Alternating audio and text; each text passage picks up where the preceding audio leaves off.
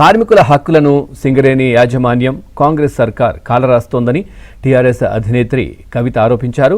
ఇక కార్మికులకు అండగా నిలవాల్సిన యూనియన్లు యాజమాన్యాల కోసం పనిచేయడం సిగ్గుచేటన్నారు. కార్మికుల హక్కులను కాలరాస్తే ఊరుకునే ప్రసక్తే లేదన్నారు.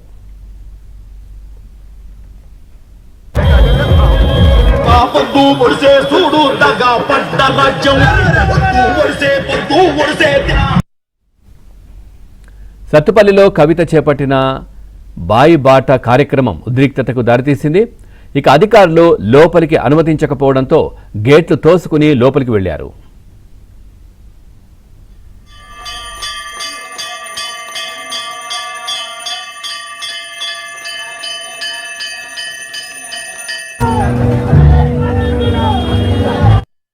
కార్మికులకు కార్మిక సంఘాలకు మధ్యలో డిస్టెన్స్ క్రియేట్ చేస్తే అల్టిమేట్ గా కార్మికుల హక్కులకు భంగం కలుగుతుంది. కాబట్టి ఇటువంటి ప్రయత్నాలు విరమించుకోవాలని డిమాండ్ చేస్తున్నాం. ఇవాళ సింగరేణి కార్మికులందరూ కూడా ఏ ఏరియాలో తిరిగినా గత నెల రోజులుగా మేము చేస్తున్నటువంటి ప్రయాణంలో వారు కోరుతున్నది ఒకటే, డిపెండెంట్ ఎంప్లాయ్మెంట్ ని కాపాడుకోవాలి.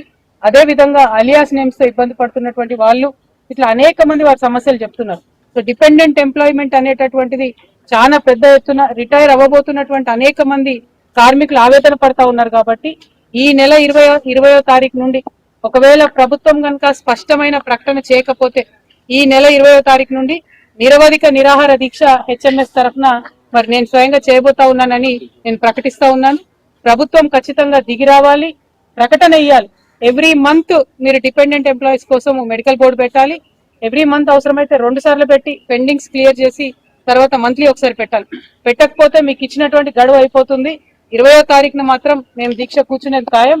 గాంధేయ మార్గంలో మీ మెడలు వంచేది కూడా ఖాయం అని చెప్పి ప్రభుత్వానికి హెచ్చరిక చేస్తూ, సింగరేణితో పెట్టుకున్నోడు చరిత్రలో ఇప్పటివరకు ఎవరు బాగుపడలేదు.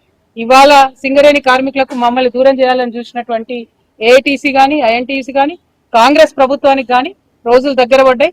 1000 రోజులు మాత్రమే మీకున్నాయి. తర్వాత రాబోయేటి అన్ని కూడా కార్మికుల రోజులని తెలియజేస్తూ సెలవు తీసుకుంటున్నాను.